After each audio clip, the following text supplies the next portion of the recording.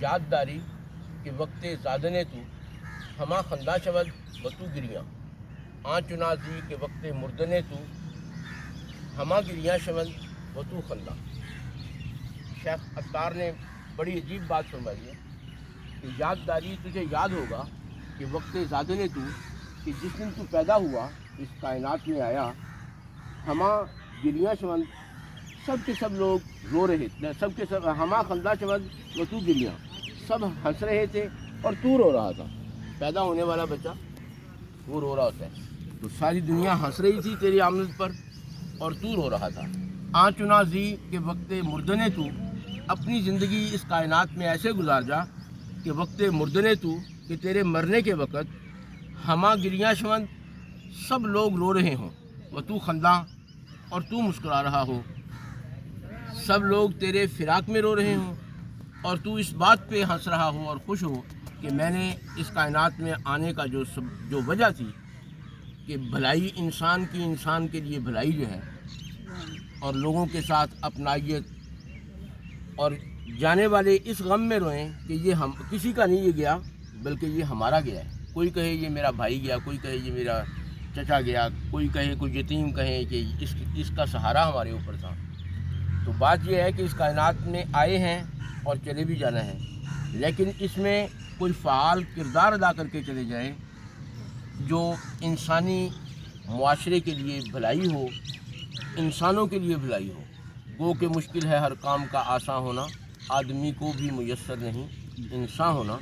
تو انسان اگر انسان بن جائے تو اس سے بڑھ کر اور کوئی بات نہیں ہے۔ تو بات یہی ہے کہ بس جب تک رہیں اس کائنات میں تو بھلائی کے پیرائے میں رہیں تاکہ ہم ایک دوسرے کے ساتھ بھلائی کر سکیں۔ ایک بہت بڑا کوئی سائنسدان تھا تو اس نے یہ روبوٹ بنایا نا، تو اس نے ایک بزرگ سے کہا کہ یہ دیکھو جی میں نے بنایا ہے، اس کو جو میں کہتا ہوں وہ یہ فالو کرتا ہے۔ تو وہ فرمانے لگے ٹھیک ہے کل میں دیکھنے آؤں گا۔ کل دوسرے دن گئے جب تو انہوں نے کہا کہ کوئی 5-4 بھی ہیں تیرے پاس؟ یہ کہنے لگا ہاں جی 5-4 ہیں۔ کہنے لگے گزارو ان کو۔ گزارا تو اپنے ایک شاگرد کو کہا کہ اس کے آگے نا رکاوٹ لگاؤ۔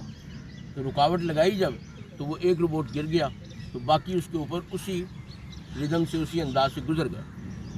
تو فرمانے لگے کہ بات یہ ہے کہ اب یہ بچوں کو گزارو۔ جب ان اپنے شاگردوں کو گزارا گیا تو ایک گرا تو باقی سب نے اس کو اٹھا لیا۔ انہوں نے کہا کہ مشینری میں اور انسانی وجاہت میں، انسانی قدر و منزلت کے اعتبار سے یہ بات زیادہ بہتر ہے۔ تو بات یہ ہے کہ یہ جب تک بیوی اور خامند کا رشتہ جو ہے اس میں محبت اور اخلاص ختم ہو جائے تو یہ کسی کام کے نہیں رہ جاتے، اور دوسرے رشتوں میں اگر اس میں بندے کا لالچ رہ جائے تو وہ کسی کام کے نہیں رہ جاتے۔ تو بے لوث ہو کے، اسی لیے نبی رحمت آپ علیہ الصلوۃ والسلام نے یہی فرمایا نا کہ الحب للہ والبغض للہ۔